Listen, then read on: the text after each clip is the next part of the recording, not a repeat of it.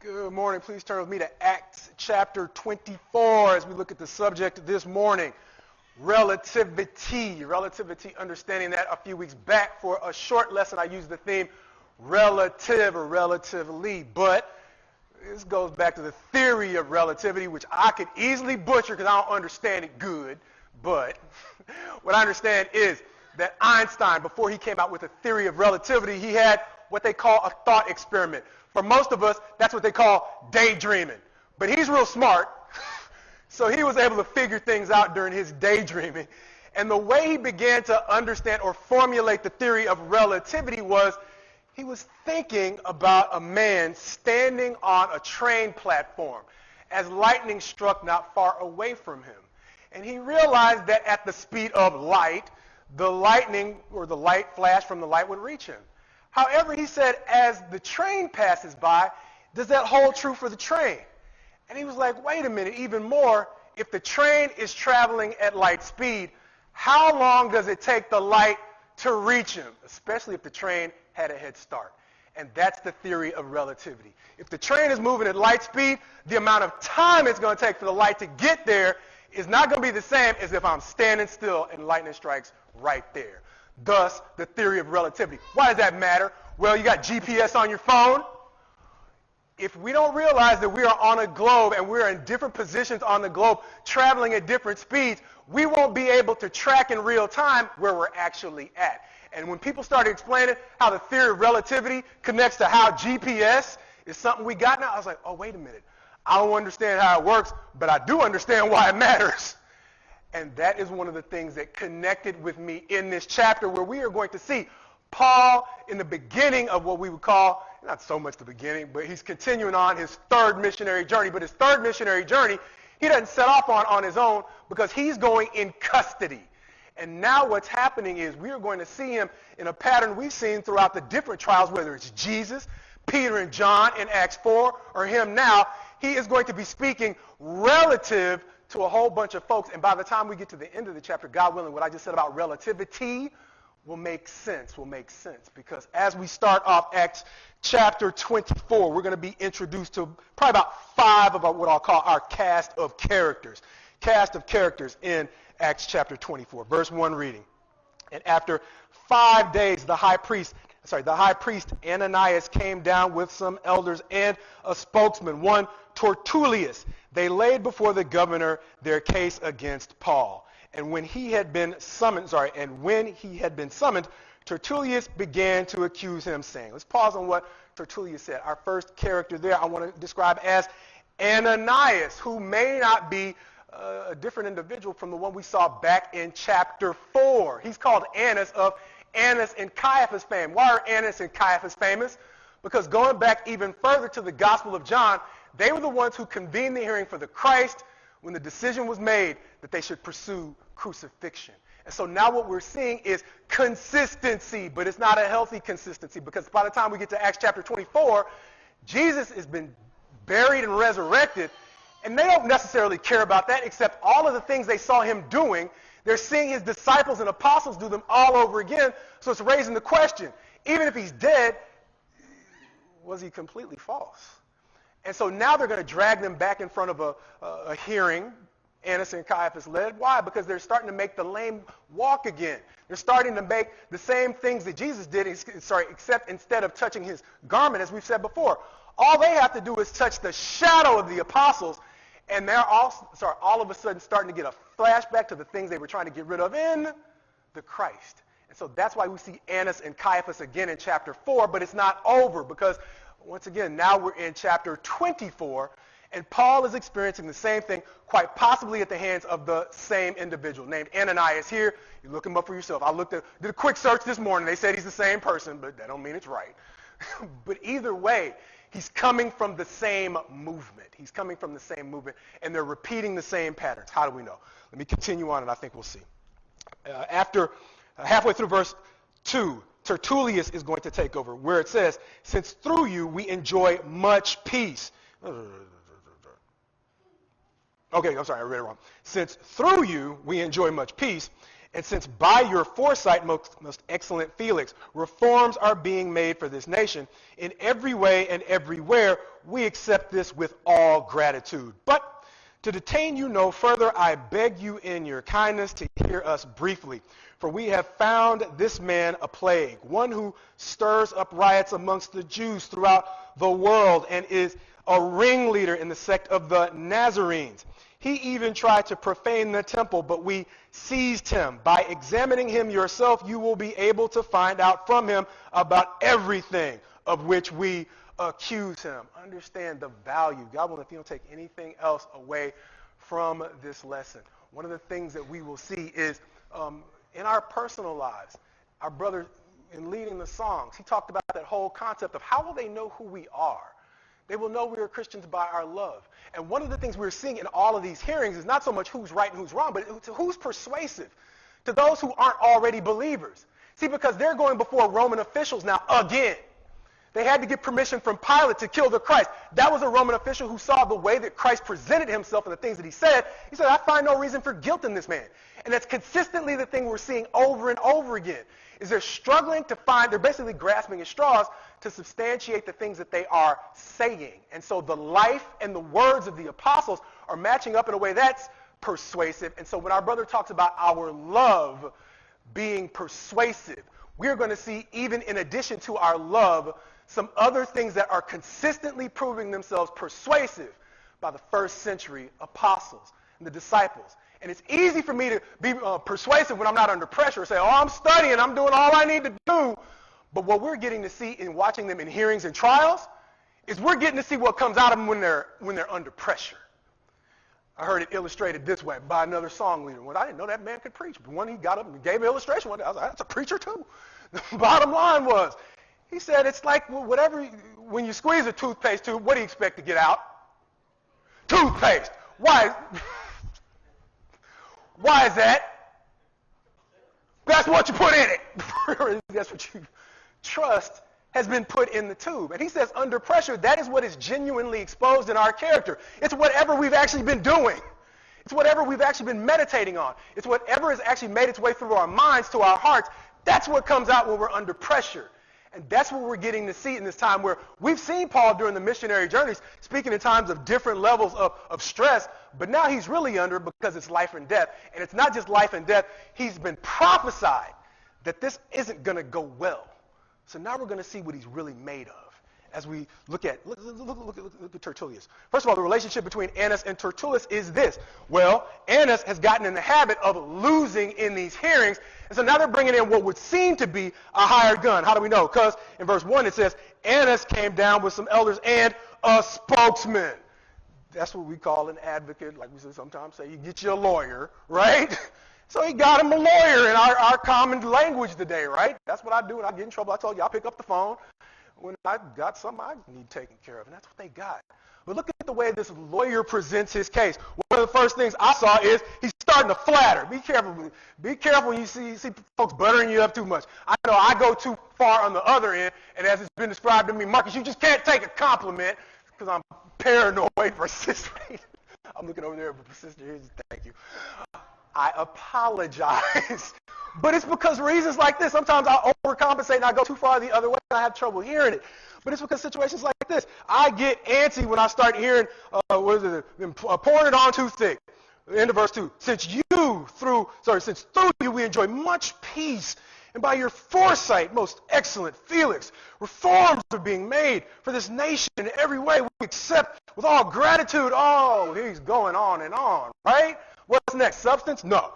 We see after that in verse 4, he's going to talk about Paul. And he's not going to be as nice in talking about Paul. He's going to describe Paul as a plague in verse 5, who stirs up riots amongst all the Jews. And beyond that, he's going to go in further to say he's a ringleader of the sect of the Nazarenes. Understand what he's doing there. When he is calling him a plague, he is dehumanizing him to open up Felix's mind for all the bad stuff he wants Felix to believe. If I just got facts, I don't got to change your name. I don't have to try to pervert the way that people think about you if I'm just telling you the truth. But if all of a sudden I got to put what they call a pejorative, A spin on your very name is trying to open up people to anything that'll stick. You heard of just throwing things against the wall and seeing what'll stick? That's a lot of what happens when I start playing around with your name. And it's called what in the rhetorical world of fallacies and all that, it's called, I've mentioned it a little bit before, an ad hominem attack. An ad hominem attack. It's attacking the person instead of the issue. And that's what name calling is in a way.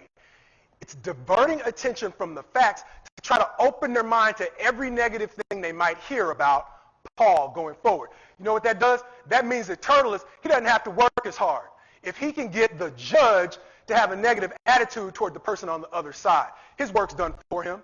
He's basically trying to create an environment where every bad thing he hears about Paul sticks, and he becomes suspicious of anything, even the truth. It actually makes Paul look a little bit better. So he's trying to get extra mileage out of this hearing, and understand he still hasn't talked facts. As we'll continue on. He's also going to project. Why? Verse 5, who's been stirring up riots in every city? Just go through his first two missionary journeys on your own. At what point did Paul stir up a riot in any city? No. Thank you. That's exactly what happened after he just got to the business of preaching. All the stirring up and the riots came as a response to the preaching. And so understand again, do not be shaken when you see people point the finger at you and accuse you of doing the very same thing they are in the habit of. It is a bold form of dishonesty and deception, commonly called, somebody knows. Huh? That's it! I just want to make sure I'm not making this up. Thank you. It's called projection. It's called projection. And he still ain't in the facts yet, but he's name calling, he's projecting. So now what he's doing is he's saying, everything bad you see in Paul, I want that to stick. And more importantly, all the bad stuff I've been doing, I want that to stick to Paul too. Right? And so he's trying to get extra mileage for every word that's spoken in this hearing. And he still ain't talked no facts yet. And the next thing he's going to do is he's going to shift the responsibility. How do you know? Verse 8. By examining him yourself, you will be able to find out from him about everything about which we accuse him. He's at the end of his speech. He ain't moved past the accusations. He started at accusations, he ended at accusations, and he's telling the judge, do my job for me. You ask him the questions, and you'll see he's bad. Right? And so these are clever ways that they have brought in somebody who is an advocate, but he's still not trafficking in truth. And so relatively, he seems like he's doing a whole lot better than Annas and Ananias, but all he's doing is spinning the situation. He's not talking about reality and truth. And that's where we'll see a contrast between the approach Paul takes. First, we'll see the crowd do in verse 9. Then the Jews also joined in the charge, affirming that all these things were so. The crowd is going to be our third character, so to speak. But what's going to happen is their presence, they're going to try to make it look good because they got more numbers and it's just Paul. But Paul is about to low-key, without saying a word, flip the presence of the crowd on them beginning in the second half, or beginning at verse 10, I'm sorry. And when the governor had nodded to him to speak, Paul replied, knowing that for many years you have been a judge over this nation, I cheerfully make my defense. Okay, Paul's doing a little bit too, but he's going to actually get to some facts. Going on, verse 11. You can verify, please don't miss that word verify, that it is not more than 12 days since I went up to worship in Jerusalem, and they did not find me disputing, with anyone or stirring up a crowd, either in the temple or in the synagogues or in the city. Neither can they prove to you what they now bring up against me.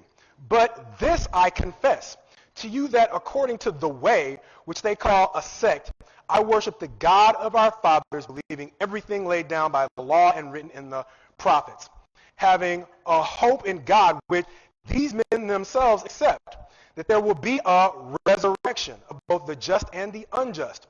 So I always take pains to have a clear conscience toward both God and man. Now after several years, I came to bring alms to my nation and to present offerings.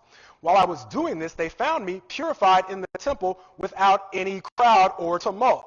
But some Jews from Asia They ought to be here before you and make an accusation, should they have anything against me.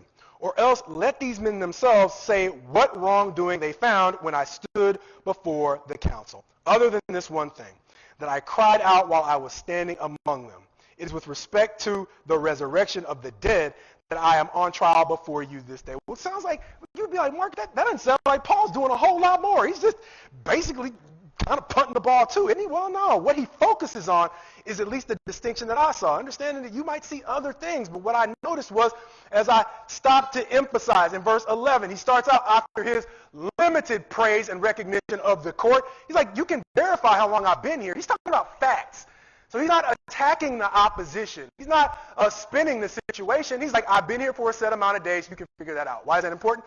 Because as you continue on, like we're going to say in verse 13, out of all of the accusations that they ended up with essentially asking Felix to do the job for him, he's going to say, neither can they prove. Well, how do you sort that out? It's just he said versus she said. No, the facts at some point are going to prove how long he was there and what he did. And that is where the crowd is going to become an issue. Because if you got this big crowd and it's about a whole lot more than just pretense, it's a whole lot of us versus him, then at a certain point, you would have a couple of witnesses in that crowd, wouldn't you? And that's where the subtleties start to make themselves apparent. If it's just about show, I got to have a whole bunch of numbers. I just got to have a whole lot of folks on my side. But if it's about the truth, the crowd starts to look really weak. If a near witness, I'm going Southern again, a near witness in that crowd of folks, you look like you just wasted your time and you're really just about show. And that's where it starts to fall apart, because understand, who is he talking to? He's not talking to anybody who has a dog in this fight, as we would say. He's talking to Felix. Felix is the judge. And how we see what Felix is going to think about this whole spectacle or thing he's got going on before him. Well, let's see what Felix actually does.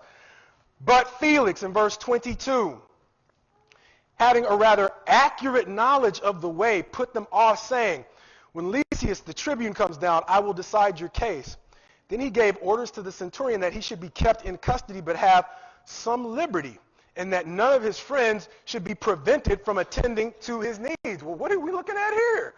First of all, the judge, even though he's keeping him in custody, he's giving him a little bit of respect based upon the way he's carried himself at the hearing. And so understand, that's not Paul's right, but we're starting to see the first indications that the way Paul has spoken, what he appealed to, and how he's carried himself are persuasive. So that even though he could have been like we got our brother, he's not here today, but he was a prison guard. And he talks about the difference between general population, and the whole, solitary, where your freedom is even more confined in the prison. He's doing better than Gen Pop. He's got Gen Pop with friends. And so he's got friends freely coming and going while he's supposed to be locked up, because his character and his approach under pressure has impressed somebody. And it's just not who else gets to visit him. Guess who else is going to come see him? Verse 24.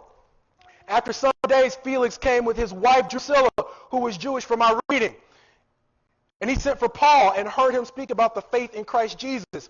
And as he reasoned about righteousness and self-control in the coming judgment, Felix was alarmed and said, go away for the present.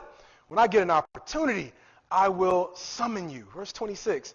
At the same time, he hoped that money would be given him by Paul. So he sent for him often and conversed with him. When 2 years had elapsed, Felix was succeeded by Porticus Festus. And desiring to do the Jews a favor, Felix left Paul in prison. There's a lot there. But who else is coming to see Paul? It's one thing if I'm letting all your friends come in, but you've probably persuaded me, or at least impressed me on a whole lot different level if I'm actually coming to business. I'm convicting myself right now, because we got some business I promised to make that I ain't made. And it ain't because they ain't important business. They're because I'm going Southern again. I'm sometimes just too trifling to get to where I need to be. So sometimes I try to call ahead when I really should have made it. But that's what's happening here. It's one thing if I don't care that I haven't made it over there, but it really bothers me that I haven't gotten over to see folks who I love and care about, right? And so that is one of the things. This man is busy. You think he doesn't have anything else he can do? He's a proconsul. You think this is the only dispute he's sorting out? No. He hears drama all day. You know what happens after I get through working? You think I want to go find more? Oh, let me go find some more drama. No. Sorry. Right? I want some peace. Peace of mind and some quiet. And so in his free time, he's going to this guy, Paul. He's going to the criminal to hear him talk. Does he call Tertullus? Well, that might be in another Bible, but that's not in my translation. He's not calling Annas. He's not calling Tertullus. He's calling Paul and going to see Paul. And more importantly, by the time you get to the end, even though he's still doing Tertullus and Annas and that whole crew a favor, please understand the distinction between clout. They got the clout to make people bend to their will, but the character that they are carrying isn't persuasive enough for people to want to go see him on their free time. You understand what I'm saying? Hopefully. You get it, right? How do you spend your free time? Right? I might end up in a place where, I found myself in that rabbit hole again and blah, blah, blah. But you weren't necessarily looking for something that was going to bring you more stress. The reason you took a step off into that rabbit hole is because you were hoping it would bring you some form of peace from whatever frustration, right? Or anxiety or whatever. Yeah. And so even though Paul has no clout whatsoever other than that which his character can build, he has impressed with his character the one who holds the power. And even though we're seeing this is not a model citizen. This guy's holding Paul in jail partially because he wants, right? He wants a little bit of money. He wants a kickback. He wants a little bit extra on top of the bail money. So this is not a high character guy, but he still has a value for truth. And that is one of the things I said over and over again. In addition to our love, it's one thing. Sorry, I got to go back out to the coast now. Out to the coast. And I got no better illustration because it wasn't supposed to be in the sermon. But y'all remember some of y'all ain't old enough to remember the gang wars out in L.A. Oh, I'm sure the Bloods love each other, so much. And I'm sure the Crips thank you, love each other, so much. But their love is based upon something faulty, and it's not the truth of who. Because you would hear before the gang wars started to end and die down, I talked to you about one of them, I call them the martyrs. The rapper, I didn't understand. I didn't care. I was like, he's in the gang. People get shot all the time. Why do we care? Nipsey Hussle got shot. I've talked to you before. But one of the young ladies I grew up with, her daughter was broken over it. I was like, why do we care? She's like, I had the same answer until she started describing what he was doing. And he was beginning to build bridges between that community that loved each other a whole lot, and they began to love one another out, right? And that's why his death was such a tragedy. Because just like we want to go home to some peace, they were being able to realize a new tone in Los Angeles where they didn't have to look over their shoulder as much every time they went outside of their own neighborhood. And so just like we look or gravitate towards peace, both sides of that dispute were gravitating toward this one young man who gave them neutral territory where they could work, shop, do whatever. It was what they called neutral ground. And the good thing is he has a brother, an older brother who always enjoyed seeing his younger brother's talent, but he's been able, because he was the businessman, or he was more the business side of it, it's not as popular, but it's not completely gone. And some of that peace has continued, at least in certain portions of Los Angeles. And so understand it's the same or similar thing to what we see here in Paul. Paul has the kind of pull, like we said, it goes beyond clout to character. And he's pulling in people who are friends. This guy is married to one of the people of God, but he's debating. Should I believe what Paul is saying? More importantly, there's a lot of money I can make on these side hustles. Am I willing to leave these side hustles alone long enough to fully be a man of God or a person of God? And while he's debating, Paul is the one who he's found persuasive as someone he wants to talk to more about the truth. And so as we are looking at what kind of character it is that adds to our love, beyond our love for one another, people are going to be like, well, I'm really impressed about how much y'all love one another, but how much do you care about me? Wow. And that is what we're starting to see in Paul. We're seeing that they say, add to your this and add to your that and add to your that. And Peter, once he says, faith is cool, But maturity means adding to your faith all of these things that grow you to maturity. And now we're saying, as I appreciate, over and over again, I'm hearing people who, for whatever reason, that whole concept of, how do people recognize this and know it? I love that that stuck, so thank you for continuing to carry that forward, right? But add to that the same kind of love that God willing we try to build internally. We look like we said, by the time you get to the end of John, his epistle, his first epistle, he talks about how is it that you know? How do you know the people of God? Well, they first of all think his rules are not cumbersome, so obedience is not something that we get mad at or start to wince at. We look at it, and that's why my spin on the word is I use too often, maybe too often, every time I see a law, counsel. It's not something that's trying to keep us from having a good life. It's basically sometimes all I do is translate culture. Now what we do is, like we say, we pay the big bucks for counselors who can give us advice to help us out of our mess. So that when I go home from whatever my stress is, I can put some structural things in place that can help give me peace. That's one of his literal names. Like we're saying, when they're naming or renaming Paul a troublemaker, when God or the prophets are describing the Christ, he's literally called in Isaiah the wonderful counselor. And as we talked about in that whole concept of what are his laws? What do they look like? Well, they're rules, but they're not designed to keep me from having fun. They're designed, if you go back to Psalm 1, where he talks about there are two types of success in Psalm 1. And there's one type of success that I can generate on my own terms, but he's saying, hey, bro, I'm sorry. Just like relativity, there's a relative short life on the success I can build without integrity. What God is saying is he is trying to give you the kind of rules or counsel through his law that helps you not only reach your potential, but to have it last. We said it's the opposite of, remember Madoff. Remember Bernie? Yeah. Last time we had a huge economic collapse. He kind of became the poster child for it. Why? Because he ended up in a huge, what they call it? What kind of scheme was it? So I ain't making it up. Y'all all had the same delusion I did. Right? No. It was a Ponzi scheme. Oh, and it was great for a while. You had to get permission to get on Bernie's list of clients, only to find out that Bernie was using your money to pay out the returns on investment, right? And so he was huge, but it didn't last. And Bernie is just one example of what in Psalm 1 God is trying to keep us away from, and it's the kind of success that eventually fades, no matter how long you've seen it last, but he's telling you there's a shelf life on that. And he's saying it may seem like what they call, it may seem, all the different words, right? We just used to, back in the day, not so long ago, square, make you seem square. That term made a comeback recently, right?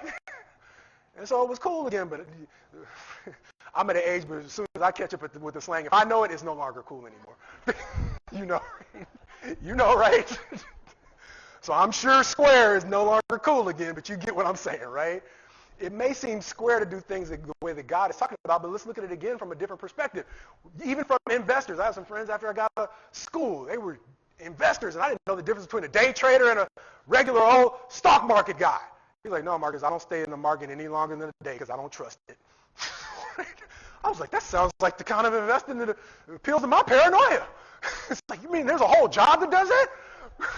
Never took the time to learn it, but there are different kinds of traders, and that's what he was talking about.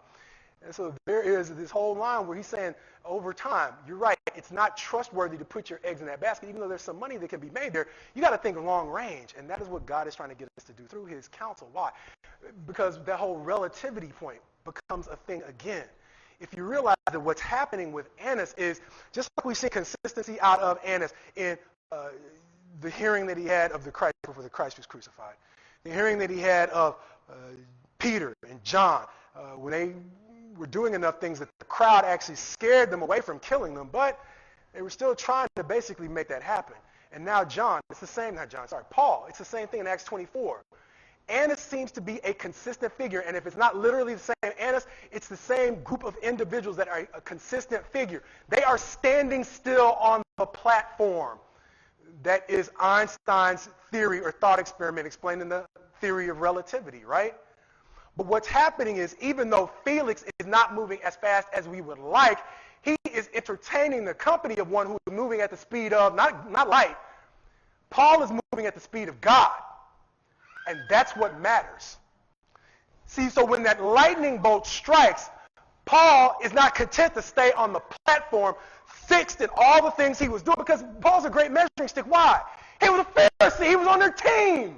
Sorry. And so all through the Jesus persecution, Paul was standing right there with them. All through the Peter persecution in Acts chapter 4, Paul was right there with them. Paul said at a certain point, I realized I had an experience with light too. And that light made me realize I need to get on the train. Because one of these days, I'm going to think I'm standing on the platform. I'm actually standing on the tracks. And if I'm standing on the tracks, I don't want to get hit at the... Oh, I'm sorry. And so understand how this is a picture of God's judgment. Because they are standing before a court, and what's happening is they have not gotten into the habit of speaking their native tongue. Hebrew's not their native language. The truth is the native language. And they're no longer familiar with the truth enough to be persuasive to those who are looking out from inside, looking in from outside, and who still care about the truth. And so they're stuck in their position, and when that lightning bolt hits, judgment's going to hit them at a completely different speed than it's going to hit those who have gotten on board with what God is doing. Because what you're seeing is their character is not being transformed. Just like Paul was in a position where he was ready to speak the language of truth. Can you prove this? Can you confirm it? Why are all these witnesses here if they don't? Why are all these people here if you ain't got narrow witness in the crowd? It's because you've lost touch with what matters. When you assemble a crowd and none of them are comprised of witnesses. And so what ends up happening is, it's not just the fact that I'm standing on a platform waiting on a train that I need to be on already. It's the fact that I don't even realize I need to get on the train anymore because I become desensitized. And here's the thing. It's not just waiting on final judgment. You're getting red flags along the way. Because every time Annas tries to judge Jesus, or Peter and John, or Paul, he's stumbling over the things that he needs to understand about what actually happened. He doesn't even understand how to get to the truth anymore because he's so disinterested in it. And so understand, when I talked about last week, the Allen Iverson example, practice, right? Kind of stumbled through that illustration of why was practice so important. Allen was a great player, but realize Allen had to practice at some point. We are seeing another illustration of why practice is so important, because just like we are seeing Paul's tube getting squeezed and toothpaste coming out, what God expected, truth, we are seeing Annas' tube getting squeezed, and what's coming out is, I don't know, right? And so now we're going to hire somebody. We have another person among the people of God. He's good with words. What are we doing? Tertullus. What's Tertullus doing? He's trafficking in truth? No, he's trafficking in spin. He's name calling, right? He's trying to get the court to do his job for him. And so understand, it's one of the reasons why when we get great questions from the young adults about the whole concept of, when we're discussing these questions that really have practical value. One of the things I know I just sound like an old man sometimes. I'm like, don't let them draw you into debates, bro. Don't let them draw you into debates because they're getting you in the habit of wasting your time. They're getting you in the habit of standing more and more still on that platform in a world where we are all moving towards God's judgment. And God willing, the more you are able to stand on that platform or get on that train as a Paul would, you might not be able to persuade everybody who's called a believer or a person of God. But God will bring that train around to people who actually are willing to listen. And we said it before. I don't find out who my real friends are until I find the courage to tell the truth. Because everything else has been them making friends with an image. Me trying to be like what I think they want me to be like. That's not me. And likewise, Paul is finding the courage to tell the truth. And he's made a whole lot of enemies. The crowd's against him.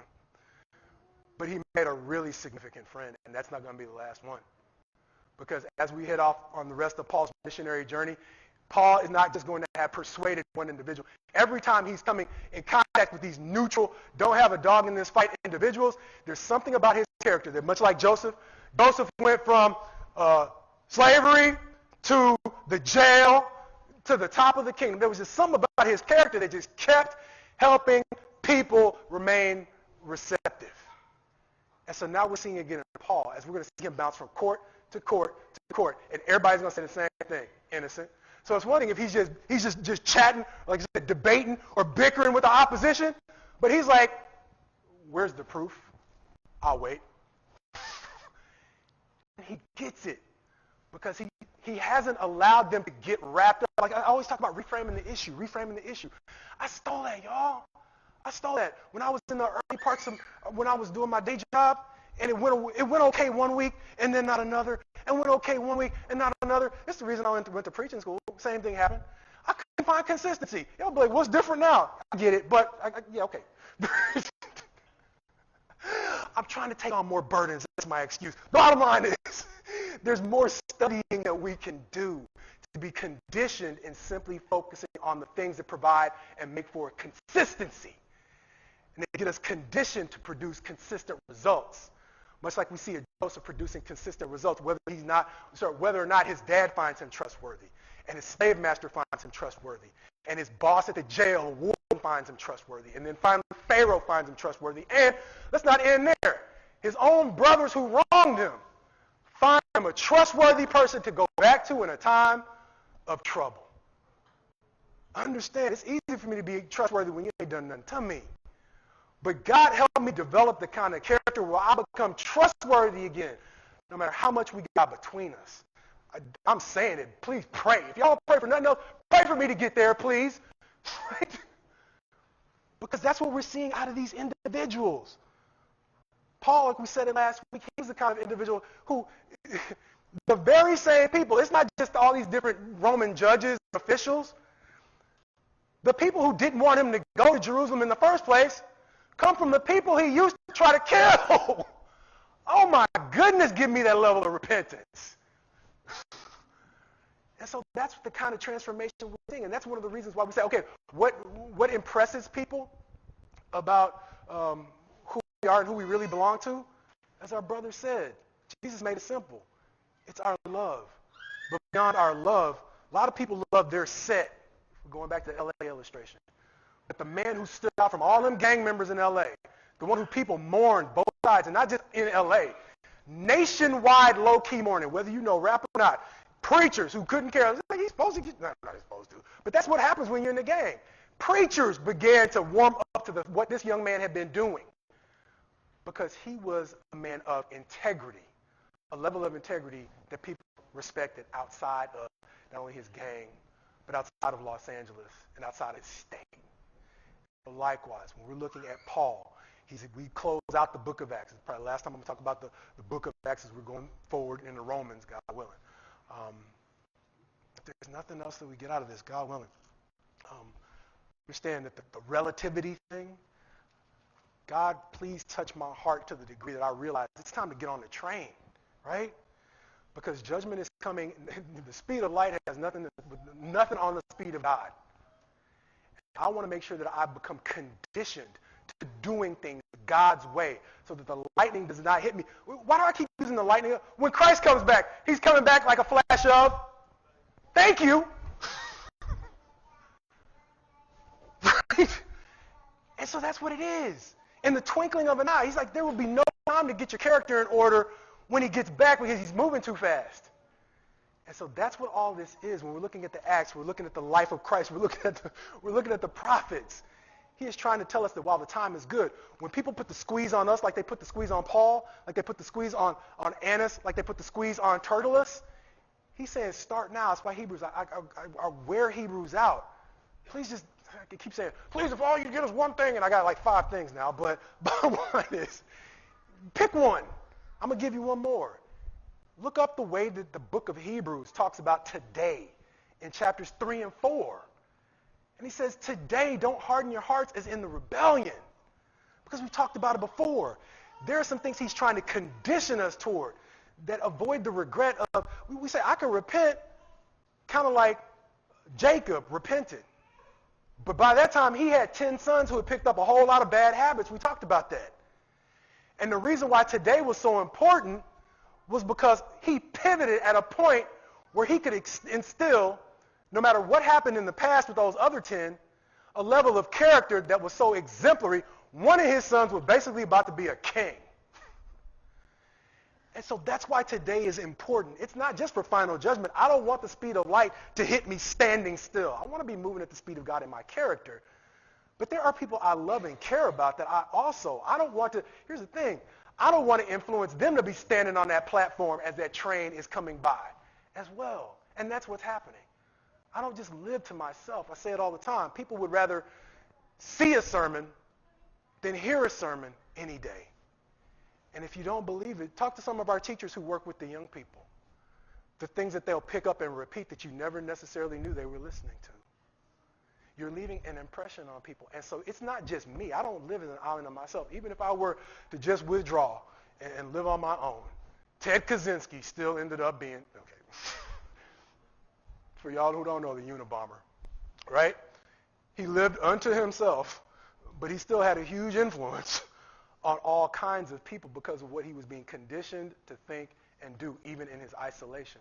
And so it's even beyond the Unabomber, right? If I am choosing to live around people, I am influencing them in ways I don't necessarily keep track of as I'm just moving on my way. And God willing, at some point you just got to shut up. I am learning to move at the speed of God. So when the pressure is applied, I can at least say, hopefully, tomorrow I'm at least more like Paul than I was today. And the things that come out of me are not only the love that I have for people, but a level of integrity that they say. It might not be perfect, but God willing, he's showing more and more of God in his character each day as we together stand and sing.